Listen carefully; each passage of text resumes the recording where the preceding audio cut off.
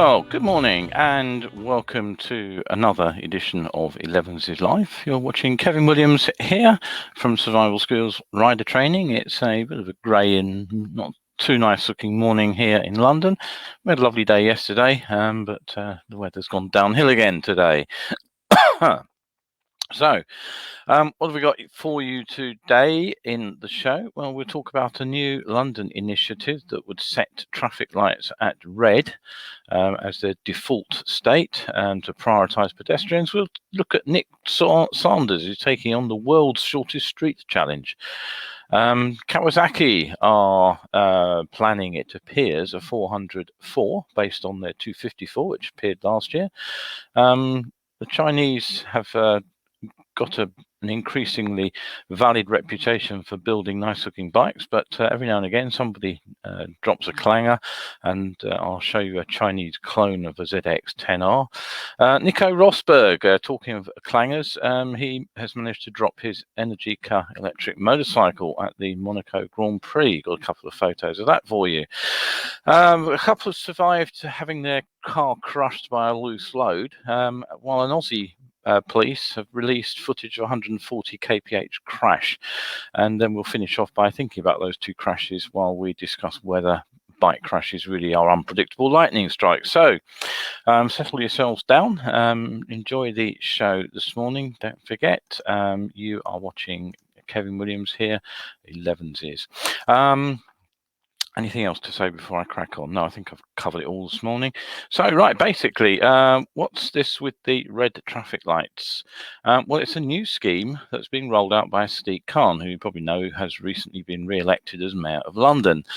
And the scheme will automatically set traffic lights red against vehicular traffic. And the idea is to prioritise the pedestrian crossing part of it. And Transport for London, TfL, announced on Thursday that pedestrian crossings would be left on the so-called Green Man setting to make the capital more walkable. And this is known as a Green Person Authority scheme, and it was trialled in 2018 at 5 crossings. Now, they do switch to green, but only if and when a vehicle, like a car, is detected, and then the car gets temporary right-of-way before they go back to red. So it's a complete reversal of the way such crossings normally operate. The motorists will have to stop, it seems, before being allowed to proceed. Now, the scheme is about to be extended to a total of 18 signals, which will be reprogrammed in this way. But the TfL spokesman has admitted that it intended to increase their number over the coming years, suggesting that the Green Person Authority pedestrian crossings will soon be the norm rather than the exception. The new signals are coming in by the end of next month, and it's all billed as part of the latest attempt by TfL to make the capital more sustainable and support a green recovery from the coronavirus pandemic. Mr. Khan, who was re-elected earlier this month, has pledged to be the greenest mayor London's ever had, underlining his commitment to put the environment and climate at the heart of his policies and to reduce traffic congestion in the capital. So the new signalling system, where's it going to be? Well, Bishopsgate, Smithfield, Richmond, Tower Hamlets are some of the sites. 7 have already been converted, 11 more are to be reprogrammed. Now, the justification for these schemes is recent TfL data, which suggests more people are using alternative means of transport, such as walking and cycling, following the pandemic. The press release actually claims that 31% of Londoners are now walking to places that used to travel by car or public transport. And 57% of those questioned say they go on more walks for exercise or walk longer than they did previously. At one point last year, TfL claims the number of journeys made on foot increased from 35% to almost 50%. And the spokesman continued that the new traffic signals will further enable people to travel around the capital. Nick Owen, TfL's head of network performance, says, "We're determined to make it easier for people to cross the road and to give people the space they need to walk safely. And these initiatives will make a difference in enabling more people to access local high streets, shops and other businesses in a sustainable way." Now, predictably, the move has already enraged motoring groups who have been complaining about the increased congestion on major routes around the city following the introduction of low traffic neighbourhoods and widened cycle lanes. Steve Namara, who's the General Secretary of the Licensed Taxi Drivers Association, insisted that London was not a theme park where motorists were out on Sunday outings. He said London is a working city which needs to move around. All the traffic is working traffic. If you restrict the lifeblood of a city, you get a coronary. Meanwhile, Dame Cressida Dick, who's the Metropolitan Police Commissioner, she also came out against low traffic neighbourhoods recently, warning that they were delaying police response times by making it difficult for her frustrated officers to get through the streets. So the big question is, are these traffic signals actually going to work? Well, it all depends on the relative vehicle movements, doesn't it, which has the bigger flow of traffic. Now, many years ago, you may recall Kevin Livingstone, who was the first mayor of London, created traffic chaos simply by changing timings at traffic lights, basically making the lights stay red for long periods, allowing the pedestrians to cross.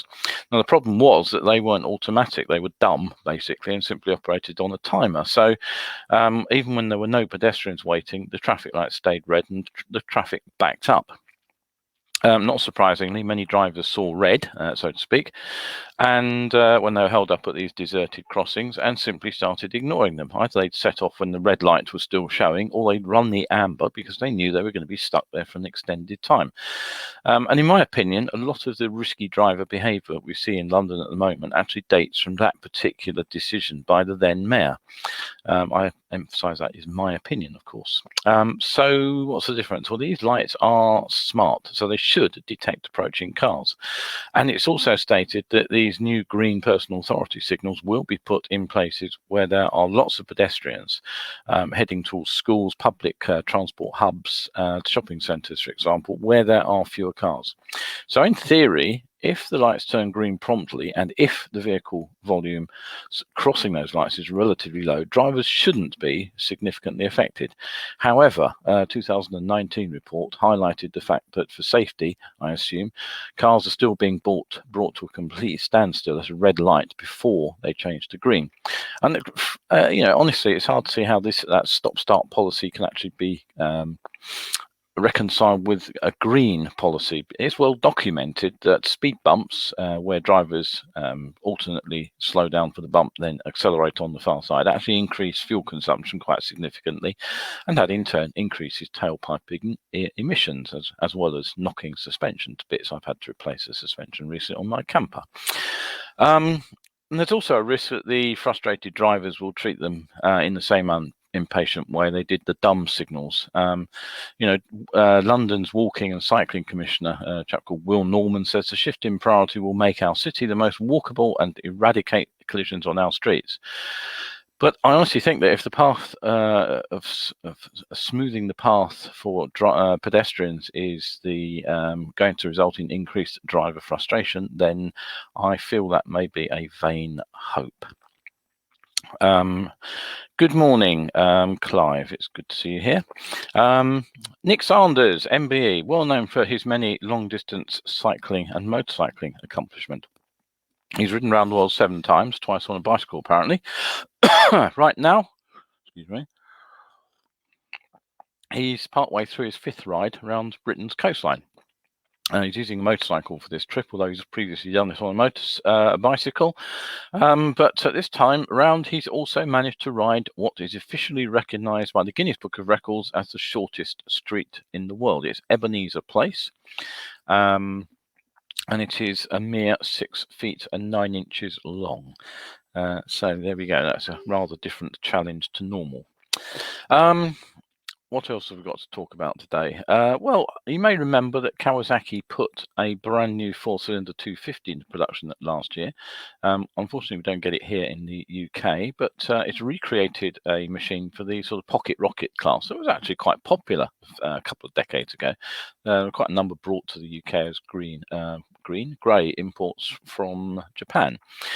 Sadly, we don't get the option to buy the Z25R here, but the rumour mill has spun up again, and this time it's offering hints that there will be a 4-cylinder 400 to come. Now, when I got into biking, the 404 Honda CB400F was a very popular machine. Now, around 20,000 of those were sold in the UK, apparently, in the short time it was built. It only ran production between 1975 and 78. And the last few were in dealers in early 1979. So it was a pretty short production run compared with some of the bikes that we see around at the moment, for example. So taking a look at the yearly registration numbers at the moment, and you'll see that even the best-selling machines like the BMW GS range don't even get close to selling those numbers. And the Honda success was despite it being significantly more expensive than its two-stroke and four-stroke twin rivals. Quite simply, the little four-cylinder motor was smoother, it was much more refined, and buyers paid the extra quite happily, myself included. I've actually owned 3 of them, one after the other. And other manufacturers did actually take note, although with less success than Honda, but both Suzuki and Yamaha offered four-cylinder bikes in the 400 class. So could a modern 400 recapture those sales figures? Well, there is a precedent for what Kawasaki are doing. Their last inline 4, the ZXR 400, actually ran alongside the ZXR 250. Although, as I said, we didn't see the ZXR 250 here. And there's one easy way to try to keep costs down, and that's to use the so-called platform concept, which Honda have exploited with their NC series of bikes. So according to sources, the ZX4R would be based heavily on the ZX25R, with frame, suspension, and braking components all carried over. The motor would be much the same, but it would be enlarged via an enlarged bore, new pistons, and a revised crank. And it's likely to come fully equipped with a electronics package. Traction control, assist and slipper clutch and power modes, ABS and so on, quick shifter too. Right now that's only speculation, but I wouldn't be too surprised if we did see one at some point in the not too distant future. However, what I do hope is it is better than this ghastly creation from MV. MV used to be known for attractive design, but frankly, I don't wonder who somebody hit that with the ugly stick. It's quite horrible. It's the MV Augusta Rush. Apparently, it's got an aggressive design. It features a muscular petrol tank. It's got 200 horsepower as well, and it's also a limited run. And you're probably not going to see very many because it's 39,000 euros plus for the add-ons to that machine. So I think it's absolutely hideous. Anyway, that's my opinion, and I am sticking to it. You can argue that one with me if you like. Sue, good morning. Hi, nice to see you there too. Over the last couple of years, and particularly over the last 15 months while I've been running Elevenses, I've been talking about reasons we should really be starting to take the Chinese motorcycle industry seriously. But sadly, for every Chinese manufacturer making genuinely big strides forward, there's another that is happy to set the image of the manufacturing from China back a few years. So have a quick look at this particular machine. There it is. At first glance, you might well be forgiven for thinking that it's actually a ZX10R. But it isn't. It's built by Xinshiji. And from this distance, you could easily mistake it for the ZX10. It's pretty darned identical, really. It's built around a twin spar chassis. It's got upside down front forks, a similarly styled fairing, LED headlights, and pretty much an identikit tank and seat. But the one thing don't expect is groundbreaking performance. It's not going to win you any superbike races. It's actually got a 50 horsepower 500cc motor stuck in under all that fairing. If you want another oops moment, take a look at this photo. Just bring this one up. Grimacing there as he topples sideways into the front of an Audi is Nico Rosberg, the Formula E driver. He was riding around Monaco and he actually managed to drop his Energica electric motorcycle when parking. Now, we've probably all done something similar at some point in our riding careers. Nico, like any good motorcyclist, threw himself selflessly under the motorcycle, to protect it. That's his legs you can see sticking up there over the bonnet of the car. However, I have to say I don't think much about his footwear. If you look at his feet, you'll notice that one appears to be missing a shoe, and if you look a bit more, watch the video on that, you'll see that he does point out that his shoe came off in the spill. No big damage done, but quite frankly, riding around in a pair of trainers, particularly if you look closely, you'll see they're only done up on the last two bottom two laces, so you can use them as a slip-on, which might be cool, I suppose, for riding around Monte Carlo. But I wouldn't even, I wouldn't be riding around like that on a motorcycle. If you want to watch the full video, I've fast forwarded it there on the link to the actual spill itself, but you can watch his YouTube vid of his weekend at Monaco. Right, okay, so don't forget you're watching Elevenses with Kevin Williams here of Survival Skills. You can catch the show every Wednesday and Sunday. I think a lot of people are out today, probably enjoying what is some reasonable weather over a bank holiday. Probably meeting family and friends as well, a lot of you. So hopefully you'll come over and catch it later. Don't forget you can find the show here on Facebook at any time, or you can head over to my YouTube channel, which has the all-important UK on the end of Survival Skills. All the shows are over there, as are my other videos. So do pop over if you miss a show. Right, okay, so Nico Rosberg then, let's take his shoe off stage and come back to me. Now, excuse me, a bit croaky this morning. Breathing barbecue smoke, I think that's probably what did it. Over the last few years, we've seen more and more police forces releasing serious crash videos with family permission.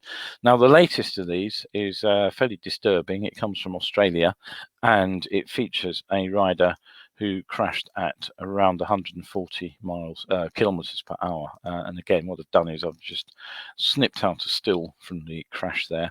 You can just make out the speed on the digital dash, and what you can just about see in front of you is a stationary vehicle. The rider, not surprisingly, after that crash, was left with life-changing injuries, but his wife has allowed police to release the footage in a bid to deter extreme speeds. The South Australia man filmed himself weaving in and out of vehicles. He hit speeds 260 kilometers an hour on clearer stretches. He had to be resuscitated by other drivers at the scene who were taking instructions over a mobile phone, and they managed to keep him alive till the emergency services arrived. But he was in coma for 2 months. He's been left with a permanent brain injury, and he will need full-time care for the rest of his life. Now, the video is pretty disturbing, but it shows him pulling out from behind a vehicle and apparently failing to notice the stationary ute in front of him. So he was unable to slow significantly and just ploughed into the back of it. The police wrote that his decision to ride at extreme speed did not just impact him, it impacted the lives of the strangers who kept him alive on the road and forever changed the lives of his family. Now, this has been released alongside a tough new law campaign that's going through their parliament at the moment, I believe, to deter extreme speeding. With increased jail sentences and licence disqualifications. Now, what is extreme speeding? Well, it's actually defined in Australia as 55 kph or more above the limit in a zone marked 60 or less, or 80 above the limit in a zone marked above 60. So, yes, it is a pretty flagrant violation. It's not just a sort of minor error. It's a deliberate choice to make those kind of speeds on those kind of roads, and the convictions are pretty tough too.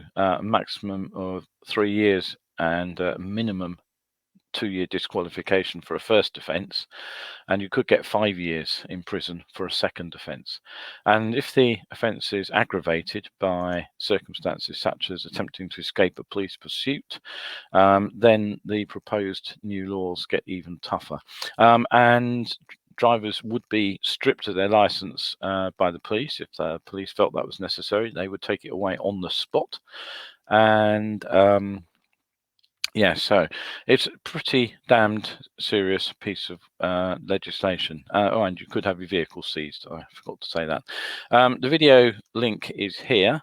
It does say before you watch it, viewer discretion advised, and certainly it is a fairly alarming crash when you watch it. So, bear that in mind before you click the play button. But there is the link should you wish to watch it. Now, if the rider in the last story was taking extreme risks, you can hardly say the same about the couple involved in the next story. They were driving along pretty much minding their own business and extremely lucky to avoid serious injuries when a passing lorry actually shed its load of slabs onto their car windscreen, bonnet and roof. That's a video still captured from their in-car camera. I've enhanced it slightly to make it a little bit clearer to see. So that basically, Neil and Alison Collins were off to the Norfolk coast in their new Tesla to celebrate Mrs. Collins' birthday when the accident happened late last month. The car was written off, but they escaped with minor bruises. Again, you can watch the whole incident on video. Wonderful thing, YouTube, and this one is actually on the BBC website. So let's get that one up. You can head over there and watch it happen. It'd be interesting to know what the requirements are for loading, because if you look closely at the video, it looks rather like the bricks themselves, the blocks are only restrained by plastic wrap on their pallets, and it looks like the pallets underneath the one that actually fell off is the one where the plastic wrapping gave way, and so the pallet that was stacked on top of it has basically fallen off in one piece by the look of it. From the lean on the truck, as you see it come up to the crash, it does look like the driver pretty much got the corner a bit wrong, came in a bit too fast. And one possible reason is that there is an estate entrance on the far side. And from a distance, I know from having made the same mistake myself, it often looks like the road goes straight on, and it may not be immediately obvious that the road turns sharp. I got fooled many years ago like that out in Oxfordshire. But I would say that if I were the driver of that truck, I think I would probably think twice about having a number plate in the top corner of my old cab windscreen, which says crazy on it. I'm sure that didn't go down too well with the police attending the accident. Okay. That is what I would call an unpredictable event, a lightning strike, if you like. And that leads me on to today's talking point. There are these kind of occasional incidents where lightning does strike, and there's pretty much nothing we can do about it on the bike.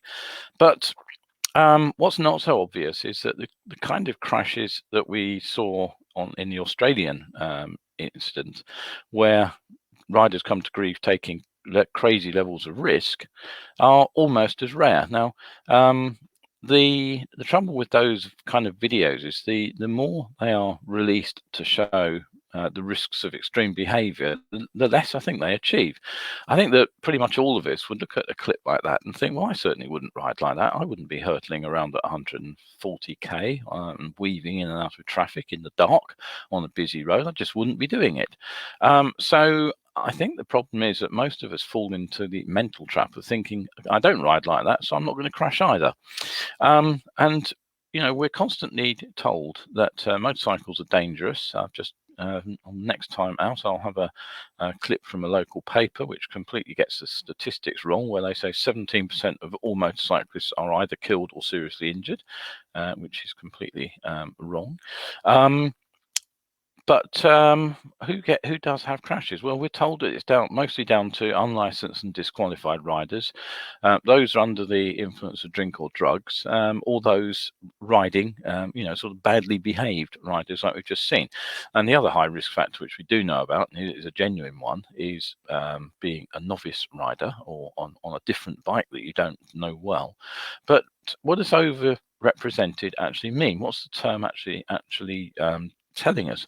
What it means is if you are one of those riders, your risk of crashing goes up significantly when compared with someone who isn't taking those risks. So it doesn't mean that the accident stats are actually full of those riders. It just means that you bump up your personal risk level. Like I don't know, something like running down the stairs or climbing a ladder without chocking the bottom of it properly. You up the risk of falling down those stairs or having the ladder slip away from underneath you. It doesn't mean everybody who climbs a ladder or runs down the stairs is going to have an accident. So it doesn't mean that the riders who break the rules are the only ones who have crashes. And in fact, when you look at crash stats, what you find is that the vast majority of motorcycle crashes happen to ordinary riders like you and me, going about their everyday business and doing perfectly ordinary things. And that's why so often when you hear a crash report, what you'll see is somebody's quoted as saying, he or she is the last rider I would have expected something like this to happen to. So yes, our individual risk is reduced if we don't ride the bike like a twat, but they're not eliminated completely. We're not safe because we're sensible and well behaved. And here's the second problem. When things go wrong, we're not likely to be struck by lightning either. We're not likely to be passing a lorry just as a pallet of blocks tumbles off it, any more than we are to be motorcycling down the road when a sort of chasm suddenly opens up in front of us. The vast majority of motorcycle crashes are entirely predictable. They happen in the same place over and over. And the third point, speed is often implicated as a consequence, or rather as a contributing factor to the crash. But what it really means is that the rider chose the wrong speed for that situation facing them at that very moment. In many crashes, there's actually plenty of evidence that the rider wasn't behaving like a loon, but was actually riding at a perfectly sensible speed a moment earlier. But as the situation changed ahead, suddenly what had been an appropriate speed was now too fast for the circumstances, which is what gets written down on police reports. So, a typical thing would be you come around a corner, the road's been completely dry all the way, and suddenly there's a wet patch for some reason on a bend. I nearly fell off on some ice one day, lovely day, and it turned out that somebody'd washed their car in the road that morning, and basically the soapy suds had frozen across the entire width of the road right in the middle of a corner. There's nothing much you can do about that. I will be fair to admit, except predict that on a cold frosty morning you will find ice around somewhere. But saying that I was too fast for the corner would be completely wrong, because I had got to that corner perfectly safely.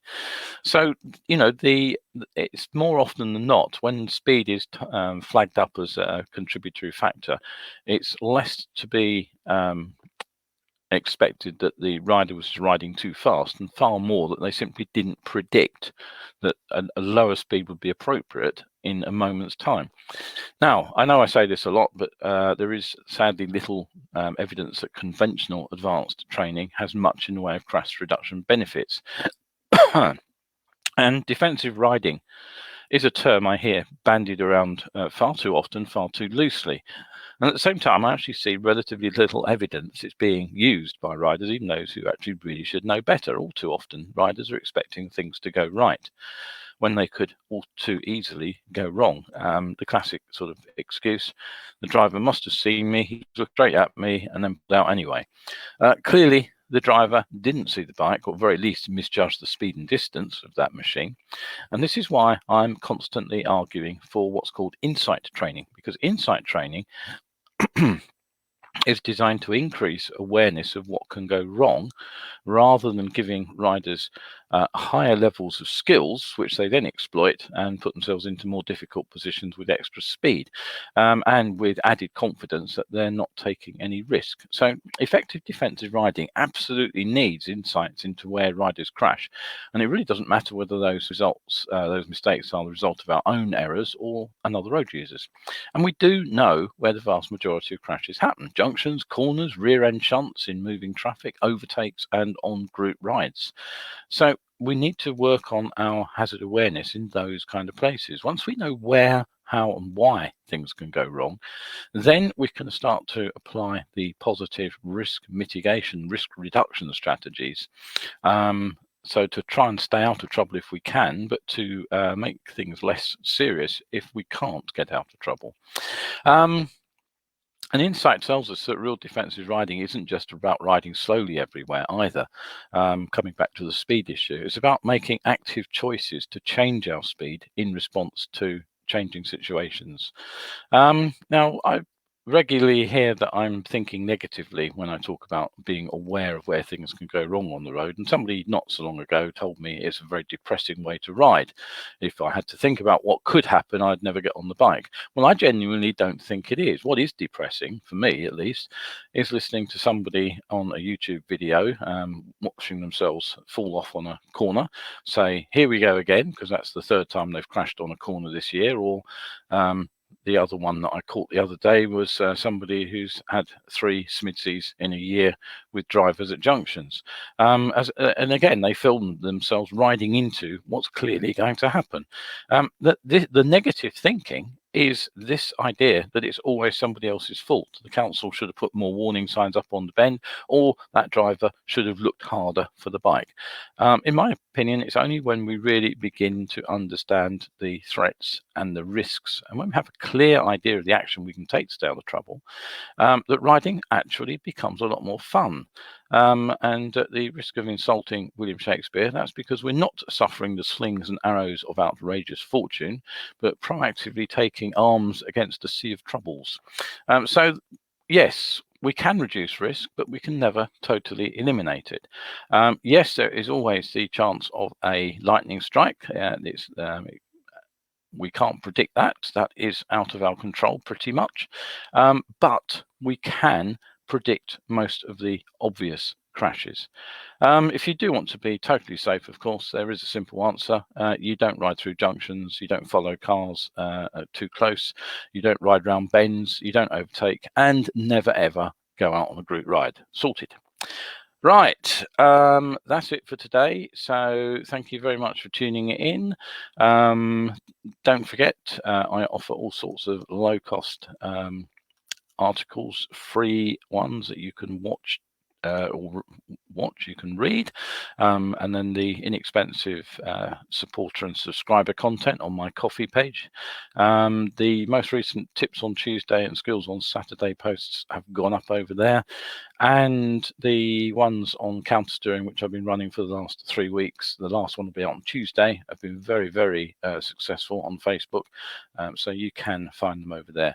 £3 will open up access to the back catalogue to those articles that I just mentioned on counter steering are free for the next 60 days. Right, that's it. Stay safe out there. I hope to see you back on Wednesday for the next show. Clive has just said, nice one. Cheers, Kevin. Thank you, Clive. I hope a few people catch up with it on Catch Up. There's obviously everybody's out enjoying themselves today. So, all right, good to see those who did look in, though. So thanks very much, and back on Wednesday. Bye for now.